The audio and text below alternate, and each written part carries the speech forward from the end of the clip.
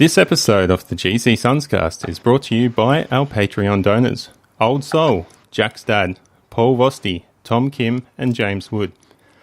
If you would like to support the show, head over to patreon.com/GC Sunscast and donate. We are $6 shy of our $100 goal to introduce a call-in service and allow the fans to join us in our discussions. If you can't donate, that's fine. Check us out on Facebook and YouTube. Like and click and subscribe and share with friends and family. Now it's time for the show.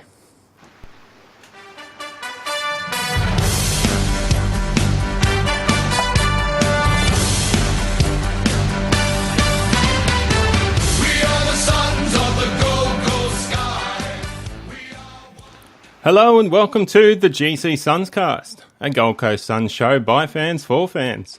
I'm your host Shane, and joining me to talk all things Suns is Tom. G'day Tom, welcome to the show. Another week and footy is back. How did you handle the lead up to 12 p.m. on Sunday, the first bounce of Gold Coast versus St Kilda? Yeah, g'day Shane. Oh yeah, it was nice to wake up on a Sunday morning knowing that there was going to be a game of footy, bit early for my taste. This time last year I was living in Melbourne, of course, and I was at the round 2 game in March, so the conditions looked pretty familiar to me. Unfortunately, the scoreline wasn't quite the same, but, you know, we'll get into that. Good to have footy back. It certainly is. I did plan my whole weekend around the game and got all my chores, all my housework done, basically cleaned everything, cars, dishes, clothes, whatever, you know, and sat down 12 p.m. It was a steamy hot day up here in the Gold Coast, around 34, 35. So I chucked the aircon on and had a 6-pack of tinnies, a pack of sweet chili chips, and just enjoyed the show. I actually got my cleaning done after the game to take out my frustration. Had a good hour of angry cleaning. Got it all out. But anyway, silver linings, eh? Yes. Well, let's get on to the show. We'll discuss the game later on. Before we start, I just want to remind our audience listening that we are live. So if you're listening live, jump into our chat and let us know what your thoughts on the St Kilda game was. Tell us your highlights, your lowlights, just what you thought of the game, and join in our discussion there. And at the end of the game, we're going to be talking about the Fremantle game and what we think our strengths and weaknesses are. So jump in and contribute for that as well. But for now, let's get on to the news. So, first piece of news is probably the elephant in the room. We've had a lot of contact from our supporters and our fans about this, but it's good news. The Gold Coast Suns have officially produced a members podcast. What do you think of that one, Tom? You had a listen last night? Yeah, and look, it's a pretty well produced, pretty slick, short podcast. A lot of people will have listened to it, so not much more to say about it. Obviously, Mark Evans is a great talker, so a good guest to have on. And you know, they talked about a lot of things, sort of around the club and the inside inner workings. So I didn't feel like they really covered anything that we could cover, and they didn't try and do what we normally do. So it's really a complimentary podcast. It's good to see the Suns now have 2, an official and an unofficial podcast. Yeah, it's like you said, they're going to be able to cover the news stories, the things directly from the Suns that we don't have access to, despite my numerous emails to the club. But in the end, the only people winning this is everyone. I mean, it's great that Suns fans now have multiple things to listen to. I am a bit concerned. It sounds like you have to be a member to be able to listen to the podcast. So it sort of feels like they're restricting their database. Well, on the other hand, it's a value add for members, isn't it? So I think we're getting pretty close to 10,000 members, which, you know, by the start of the season you would have wanted. One of the big criticisms of the Suns has been that the memberships in the early days were up around, I think, the 13,000 mark, and now we don't quite get back up to that. So falling membership is a bit of a concern. So being able to give that value and value add for members is a good thing. But again, we're for everyone. So, there's something for everyone. Members get 2 podcasts. Yeah.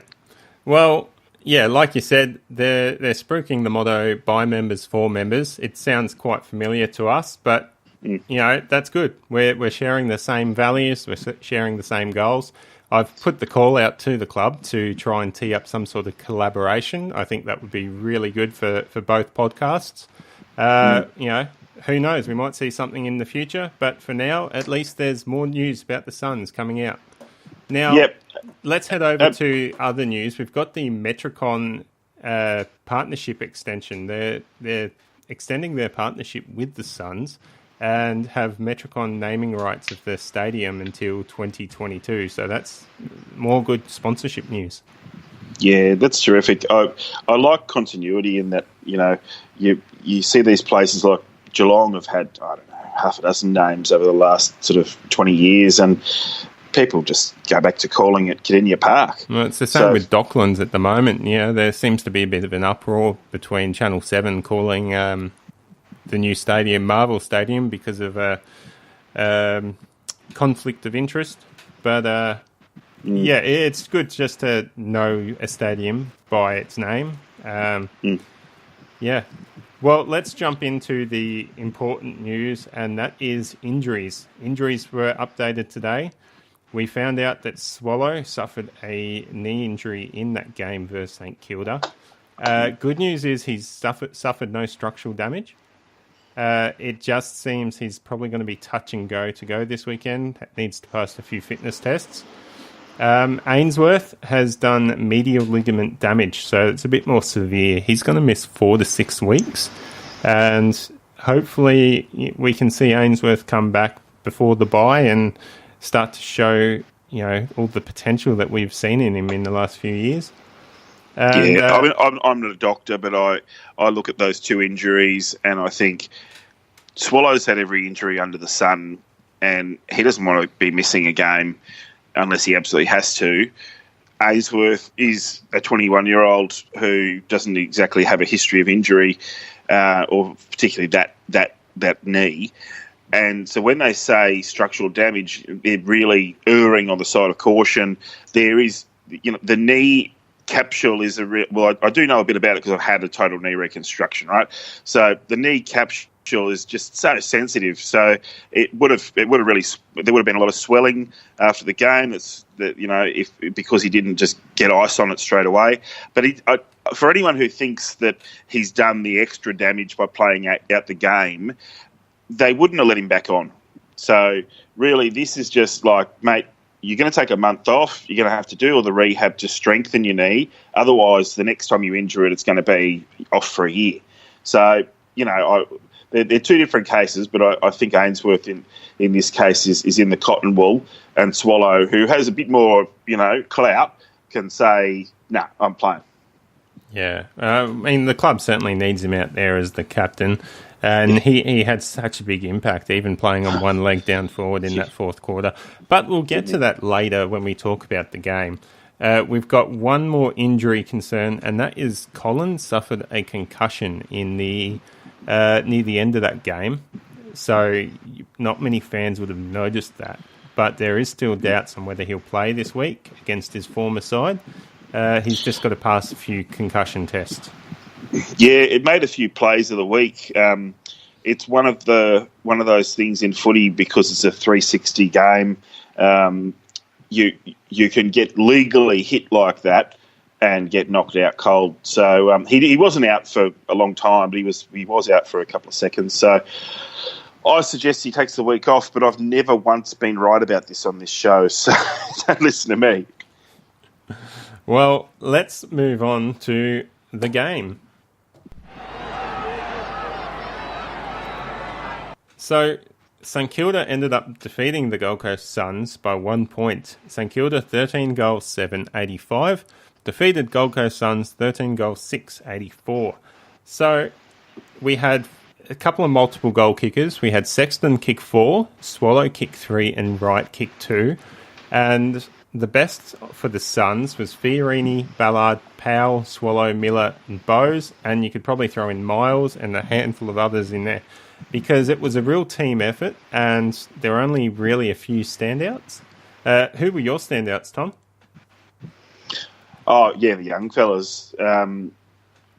Powell and Ballard were just, every time they got the ball, I couldn't breathe, and then they did something good with it. Powell had a couple of clangers. It was a bit like Ballard's two clangers in the JLT that led to goals in this case as well for young Powell. But he will learn from that. He is he's in the team, and he will stay in the team as long as he keeps playing like that. But yeah, you can't go past David Swallow. He was just, he didn't touch a lot of the ball because he was injured so early, but those 3 goals were so important. And if we had a drawn or won the game, it's down to him. So, another player who a lot of people said was ordinary, but I think that they are coloured. Their perception is coloured because Jack Martin actually had a really statistically good game. He was everywhere. He didn't have the most possessions, but he did, when he had it, he did a lot of good things with it, and without him, we would have been flogged. The fact is that the couple of instances where you saw him sort of in the clear with the ball and going, come on, do something, he kicked it behind or he kicked it to the pack and nothing happened, or, there weren't any spectacular Jack moments, but it was a solid performance nonetheless. Yeah, like you said, there's a lot of players. Most of it came from our younger brigade. Like you mentioned, Powell, he had 23 disposals, 7 marks, 4 inside 50s. I'd say the only downside with Powell was his disposal efficiency. It was down to around 50%. I think 52. Bowes was sensational. 22 disposals, 5 marks, 6 clearances, and 4 of them were centre clearances. So Bowes was actually our lead midfielder in that game, just with centre clearances. We really struggled in the centre clearances. Witts had the ruck domination, but as we saw in the last couple of games, St Kilda and Sydney and the Dogs, we just didn't convert that ruck dominance to centre clearances, and the opposition team just read it better. So Bowes really stood up for us there and at least provided some sort of competition, despite the fact St Kilda dominated us in that area. Well, it was it was very interesting in the pre-game. You sort of saw Stuart Dew talking to Bowes, and they were kind of talking in code and in banter. But what I got out of that was that they were saying, "You're up front, Bowesy. You're going to play up front and then rotate into the midfield, and then you're going to go back to the goal square." And that's what happened. Although once Ainsworth and Swallow got injured, then the game plan went out the window. Bowes and McPherson went into the guts, and I actually thought nothing. This is nothing on Swallow and Ainsworth, because if they had been fit through the game, it would have been a different outcome. But I actually thought that when Bowes and McPherson were in the middle, we looked more likely to win the clearances. McPherson didn't get anywhere near as many clearances as Bowes, but he still got 2. McPherson's more likely around the stoppages. But Bowes was the guy in the centre who got 4 centre clearances. Fiorini got 3. So it gives you an idea, because Fiorini, who we haven't mentioned, he was clearly the best player on the ground. Oh, yeah, definitely. I've got his stats here. No, I don't actually. But, Fiorini was sensational, had over 30 disposals, and he was just all over the ground. Especially in that last quarter when we really needed him, he stood up. The other midfielder that really stood up, and he's one of our debutants, was Anthony Miles. He had 24 disposals at 75% disposal efficiency. Also had 4 marks and 5 inside 50, so he was really using the ball well. He did kick a goal as well, so that was good to see. And the comparisons are starting to come out between him and the son that we lost at the end of last year, Jared Lyons, going to Brisbane. And I saw an interesting stat the other day after the game that they pretty much, between Miles and Lyons, they pretty much scored the exact same stat-wise. The only difference was Miles had 75% disposal efficiency and Lyons had about 50%. Yeah, that's down on even his Lions average 60% for us, so that's down for him. But we know what it is. Lions is a great player, but he just turns around and kicks the ball forward, and there's seemingly no rhyme or reason. And there are times when you've got to do that, and there is a coaching instruction. But God, it's frustrating. So seeing Miles sort of take his time and have that awareness that he had a bit of time, even if he was going to be tackled into the ground as he got rid of it, he and maybe people criticise him for being slow. And at first I thought that's what it was, but then I realised, he's a guy who can go right through the middle, get his own pill, pick it up, and then figure out what to do with it. And he's not going to give out a hospital pass. If he needs to take the tackle, he'll take the tackle. If he's got to get it off any which way but loose, he'll generally get it towards something, as well as he possibly can. And in this team, 75% was about average, so he wasn't terrible. You'd sort of, if everyone had a disposal efficiency of 75%, you'd be pretty happy. Yeah, there were a few that let us down this efficiency-wise. Probably the most alarming was Lockie Weller. He only had 50% disposal efficiency for his 16 possessions. He had a really off day, probably one of the worst of the Suns.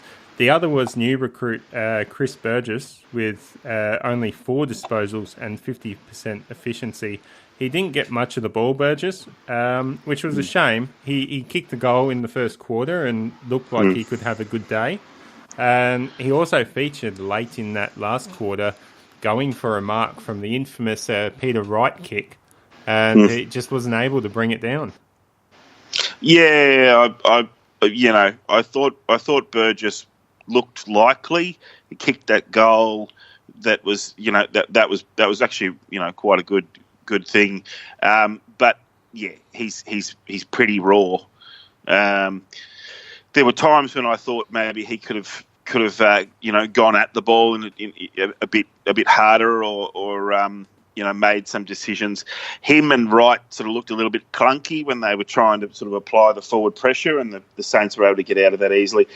But I think probably one of the big things that let Burgess down was the fact that he was going for contests and the ball was coming to the ground and there was no one there to crumb it, no one there. Like a Rankin would have had a field day on Burgess crumbs. Ainsworth normally, would have had a field day. Sexton certainly a couple of times did actually feed off it. So, we got some advantage. But, yeah, we lost our forward structure when the injuries happened. And that's just how it goes, It's unfortunate, but, you can't expect Swallow to hobble around with the same defensive efficiency as McPherson, and you can't expect McPherson to run through the midfield and then go and put on the forward pressure. So, that was a bummer. Burgess had a day to forget for his first game of AFL football, but I think he still contributed, and that was important. And let's talk about all the new recruits. We had 7 debutants for the Suns, and I honestly think all of them contributed in their own way. So let's just go through them. We had Lukosius, 11 disposals, 4 marks, and 5 inside 50s. He played really well. He didn't convert that set shot on goal, but he was a strong marking target up on the wing, and with the 5 inside 50s, you can see that he was one of our leaders in kicking the ball inside 50, trying to find a man. So he was... Well, he had two... He was almost playing that Tom Lynch role from Adelaide, wasn't he? Yeah, for sure. Look, he made a few errors. He's renowned for being clean with the ball, and he was when he had space, but when he was pressured, he took a bit too much time. So he just needs to adjust to the pace of the game. But he had 2 goal assists. One of them was when another player might have tried to have a shot at goal, but then he squeezed it out to Peter Wright, and Peter Wright just went, well, I am going to bloody have a shot at goal, and he kicked the goal of the year.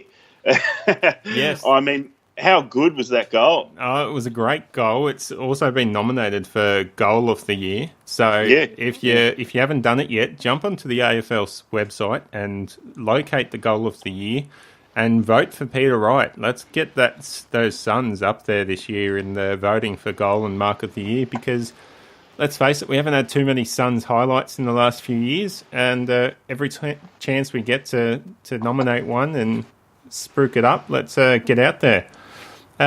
Well, speaking of highlights, Shane, Sam Collins was crashing into packs and taking intercept marks all day. I really liked him. I thought that he and Jack Homsch could benefit a lot more from being in a combination together, because they didn't really gel as well as you'd hope, but sort of knocking each other out of the way sometimes. But, gee, it was really good to see. Yeah, that was the concern with our backline. I felt like Collins was he seemed a bit like a raging bull. He was always running into people, running over the ground, playing with a lot of aggression, which I like, by the way. It just it didn't look good when he's running into his own teammates. And he gave away a few free kicks as well for similar things. Collins had 5 disposals and 3 marks, and I think his direct opponent was Tim Membry, who kicked 2 goals.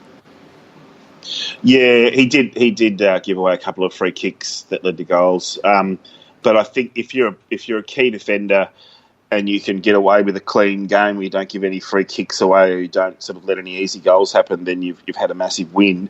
He isn't going to walk away feeling like he's the reason the team lost. I agree with you. It wasn't spectacular. It was a bit kind of like, trying to. It reminded me a little bit of Holman's debut last year, where Holman, remember, he just went after everything and tackled everything in sight and didn't really play much footy. It was just getting in there with his big body and knocking everyone around.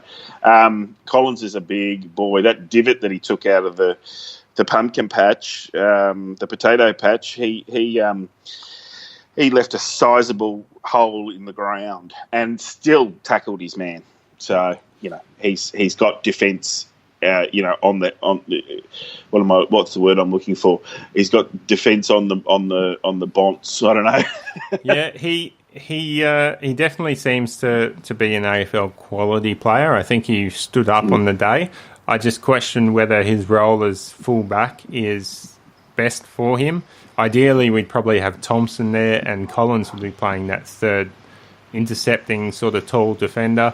Basically similar to what Ballard's playing, but Ballard's playing so well at the moment that you kind of think Collins would struggle to be in the side otherwise. Let's move on to the other tall defender that's new to the club, Jack Homsch. He had a great game, 10 disposals, 4 marks, and he went at 91%. 9-1 percenters, which was a team high. He just did the basic defensive effort and really excelled with it. Yeah, he filled the Rory hole. He gives away a couple of inches to his opponents, which is never really a problem with Rory.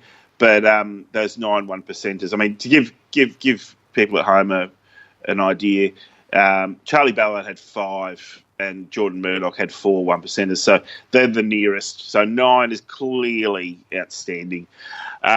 Look, they're replacing Thompson and May in our back line. And if you're going to use that as a benchmark, well, of course they're not going to, they're not going to get as many possessions as May, or they're not going to, do whatever. But I'd like to see Jack Homsch with a lot more of the ball. 90%. So basically 1 clanger. And 9, if he's kicked it most of the time and found a teammate, and he's got a nice long kick on him. So Homsch and Murdoch I've already mentioned. He's the next bloke we need to praise, because he was also not quite as accurate, but still the knock on him is that he isn't accurate when his career average is 76%, and that's what he got. So. Murdoch performed to the level that was expected. So, yeah, I was pretty happy with the whole crop. Yeah, I thought Murdoch, with his 13 disposals and 4 rebound 50s, was effective. He probably needed to have a few more disposals to have a really good game for the Suns. But Yeah. I think he was serviceable and still played his job as a senior body on the field, directing traffic and still having an impact with his rebound 50s. The other player is George Hall-Smith, who we got from Geelong as well. He had That's right. 17 disposals, 3 marks, 4 rebound 50s, and 2 inside 50s. So he really played that wing game really well, contributing a bit in the back half, contributing a bit down forward. And the way he spoke in the post-game interview was really encouraging, just showed his maturity and level-headedness. And you really see why he's been picked to play in the side with players like Brody and Calamachi missing out on games. It's understandable why George Hall-Smith is in the side when he speaks like that. He's just got that strong leadership potential. Well, I thought, I did a write-up on him the other day, and I'm really impressed with him from that character standpoint. And the only question mark I had was, what is he that good? Like in a team like Geelong, you have to be good. And I'd gone through, he's had a fairly illustrious second grade career, as you'd imagine, it being a fringe player at Geelong, and his ceiling is very, very high. The fact of the matter is, he just gets in the guts and he gets bashed into next week and just gets up. Like at the end of the game there, where he just copped a knock in the head, in the face, and you could see it bloody stung. And instead of sort of going, I'm hurt, I'm going to, hold up play, he just went, screw it. The bloody siren could go any second. I'm just going to pop it in there and hopefully someone grabs it and kicks a goal. That didn't eventuate, but he made the possibility of it by taking the mark in the first place and then just playing on through that injury. And he did that all game. Yeah, shows a huge amount of courage, and having blokes like that into the side, which is essentially what a lot of these mature age recruits that we've brought in from other clubs, and the mature recruits in Burgess and Collins and Corbett, who we still haven't seen yet, they should be bringing that maturity in, which is something different about the Suns, and I think it contributed to the 4-quarter effort that we got from the club. So let's talk about the actual team performance. We had the second quarter momentum swings is something I'm a bit concerned about. It seems to be a trend popping up this season. You think back to JLT 1 against the Bulldogs. I think we were about 4 or 5 goals up, and the Bulldogs came back and got back in touch with us in that second quarter. In the Sydney game, we were level with them up until quarter time, and Sydney got on a run of kicking 9 goals straight. And a similar thing happened in this game. We were up again by about 4 goals at quarter time, and St Kilda just managed to sneak back in at the end of that first quarter, I think it was, and most of that second quarter, St Kilda managed to extend their lead, get out in front, and it started to look really dire for the Suns. Granted, one of the improvements we've seen, like I said before, it was sort of a 4-quarter effort. That was more so in the way that the club fought back, and we've seen that in every game so far this year, how they may lose one quarter, but it seems like we win every other quarter. So that seems to be something we need to address, just losing that one quarter. And despite the fact that we win the other 3 quarters, we're still losing the game because of that one quarter.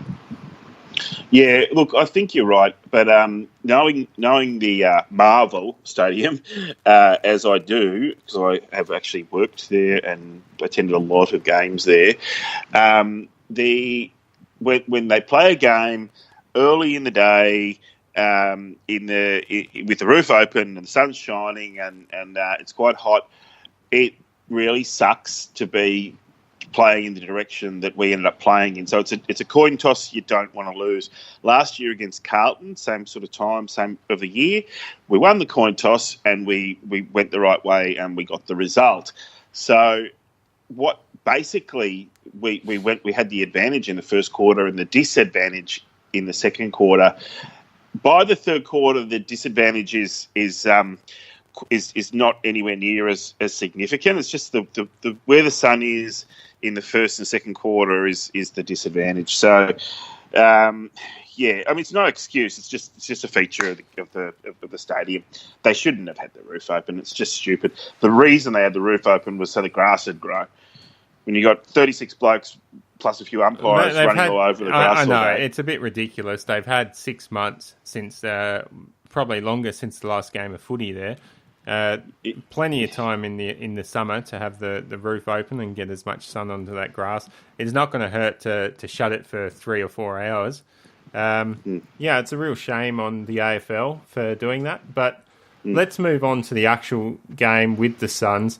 What did you think of the Peter Wright decision to kick to the top of the square instead of taking a shot for goal? Because that seems to be the thing that all the commentators in the media are highlighting from this game. Yeah, look, I used to be like that. I used to think, the turning point and this would have happened. The thing with the turning points is that, let's say he has his shot for goal and he hits a goal. That's great. We're 5 points up, and then from the centre clear out, the St Kilda, Jack Stephen rips it out of someone's hands and kicks it up to Bruce, and he kicks a goal, and they win. You know what I mean? Like, you can't tell what's going to happen next. So a goal wouldn't have actually been the best result there if St Kilda then went on to win the clearance out of the centre and get a goal of their own. Obviously, a goal and then winning the game is the idea. But did you read? There's a bit of conjecture that the umpire called time off, but the clock didn't stop, and so I'm under the impression that in the last 5 minutes of every game, the clock doesn't stop regardless of the umpire calling time off. I could be wrong, but I thought that was the case, so I wasn't too disturbed by that. Is that a new thing, or is that a reason? I thought anyway, it's been around for a while. Look, what I will say is he didn't take the shot. Imagine if the mark was clunked or the crumbs were picked up, and maybe a little bit more awareness of where the ball was coming in. Like surely the small forwards had to know. We had our players set, but there was no one there to pick up the crumbs behind them, and we should have really all been surging towards the ball and towards the goal and forced a point. Yeah, look, you know what I mean? Or try to get a goal. I've been in the unique situation where I've actually been in a very similar situation to what Peter Wright was in when I was playing senior footy. As a tall forward, I'd taken a mark out on the boundary line about 30, 40 metres out, but being such a tight angle, I didn't trust my ability to be able to kick it. And, I did the team thing. I thought I did the team thing and tried to kick it to a teammate. I ended up butchering the kick, and the other team took it down the other end and scored a goal. Luckily, it wasn't a goal that decided the game. But the thing is, you doubt yourself, you doubt your ability, and you think you'll do the team thing and try and help out your team. It backfired on Peter Wright that time. It did. But at the same time, he'll learn from this. He'll learn to take onus, as I did as well, that you're the key forward, you've got the ball, it's your job to kick the goal. There's no guarantee passing it off to a teammate is going to result in a goal. There's no guarantee it's going to result in a score. So have a ping yourself. If you miss, then it's just as bad as you butchering the ball trying to pass to a teammate, and then you look like an idiot anyway. So Yeah. I think they'll probably game that through. They'll kind of go, okay, well, look, now what we've got to think about is game-winning tactics on even if the angle isn't so bad. What's better? Is it better to take your chances with the shot you've got, or to then take a risk to try and put another player in a position that's better, or a better player? Like the possibilities are endless. I thought the play after that, where Dara Joyce spoiled Wright, when Wright could have marked it on 50, and Joyce spoiled the mark. I've looked at it a couple of times with freeze frames, and he's dead set chopped his arms out. And, Peter Wright got 5 free kicks. That's how much he was getting fouled up. But he could have had 10. Yeah, and look, the umpiring from the game wasn't great, and even the rival coach, Richardson, came close to saying the umpiring was terrible himself. Well, yeah, So, just unpredictable. I mean, Want. certainly I was enjoying the umpiring when all the Saints fans were getting upset. I thought it was hilarious. But Apparently they were feral. Yeah, but Saints. decisions go left or right every day. It could go to anyone. In the end, it came down to the Suns butchering the ball at certain times in the day when they weren't under pressure and making wrong decisions. You can't blame Peter Wright for his shot on goal or lack of, and you can't blame the umpires. It all comes down to a team effort of little moments throughout the game. If we'd been able to arrest that second quarter momentum, we probably wouldn't have got ourselves into that position where we were fighting to stay on top, to get back in front. Yeah, you felt like after the sort of first 4 goals, you felt like the opportunity to get out to a 30, 40 point lead was sort of butchered, and then to be sort of behind by a goal or two for a lot of that second and third quarter, when we did get our noses in front a couple of times in the fourth quarter, Saints just had an answer each time. So, yeah, it's just, the Saints scored a goal late in the first quarter that we really could have done without. They scored a goal late in the second quarter, which just sort of put the nail in the coffin. Not that it was the end, but it just sort of put the nail in the coffin of the end of a bad quarter, which could have been redeemed if maybe we got that last goal. But then in the third quarter, again, they kicked the last goal. So we kicked the last goal of the game, but then there was like 10 minutes of just behinds and nothing else going on. So, it's something that's really common in our game is we concede a goal just before the end of the quarter. And we've got to get it out of our game. We've got to get it out of our game. We've got to be the team that's scoring those goals that really damage. The champion teams all score goals right in the shadows of half-time and go in with that high, and we never do. Yeah, exactly. And I'm agreeing with you on that one. All right, well, we need to wrap up this conversation and move on to the Fremantle talk. Let's finish up with the highlights from the game. For me, it was the run that Gold Coast showed in that fourth quarter. The commentators said, St Kilda are supposedly the fittest side of the AFL, and they certainly didn't look like it up against the Suns, because the Suns ran right over them for most of that fourth quarter. We were just unable to convert on the scoreboard to get the win.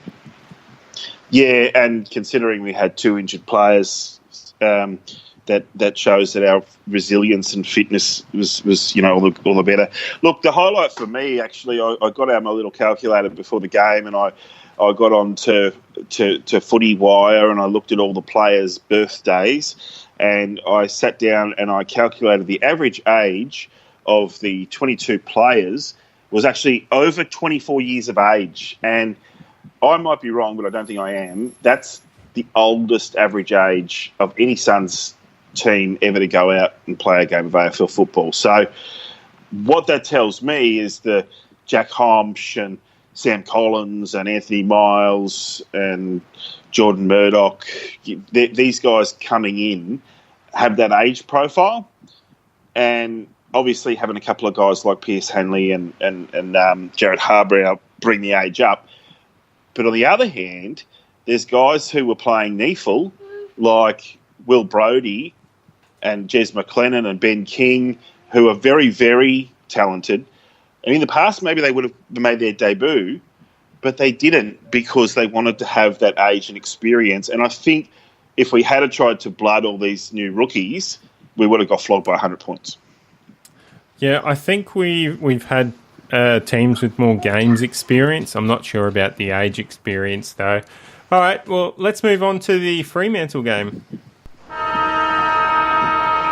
So, Sunday at 3:40 p.m, Gold Coast Suns take on Fremantle in the first home game of the 2019 season.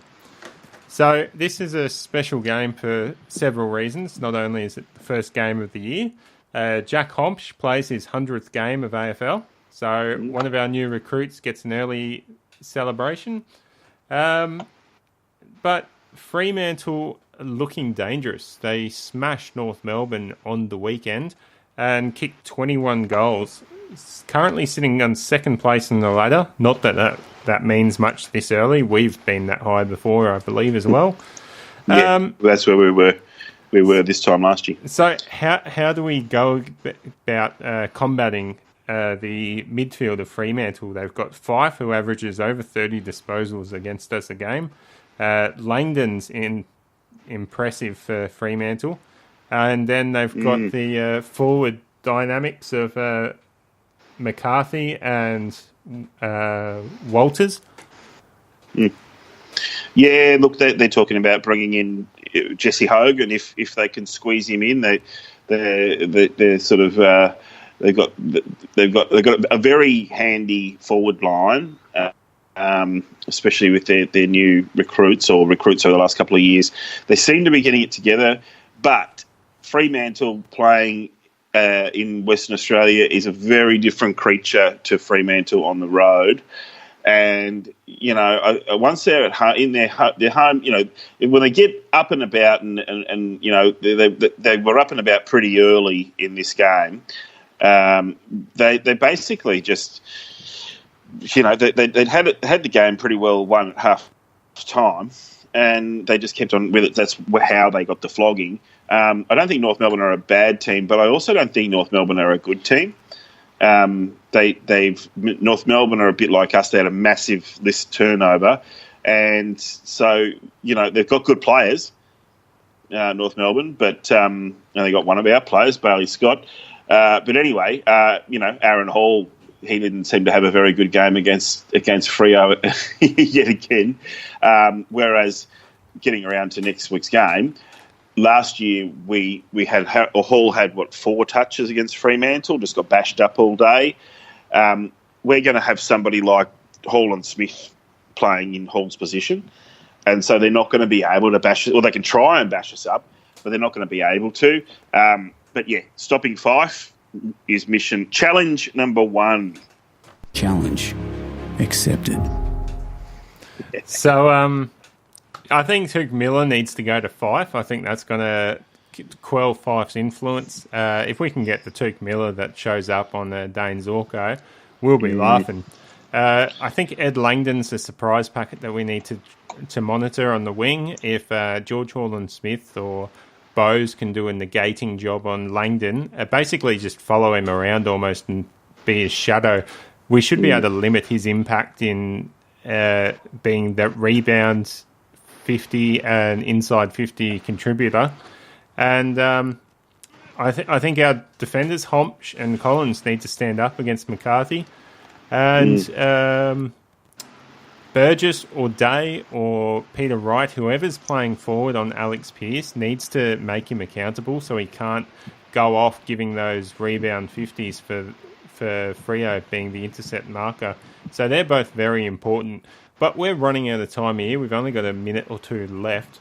So who do you think comes in to replace Ainsworth, and do you think Swallow stays?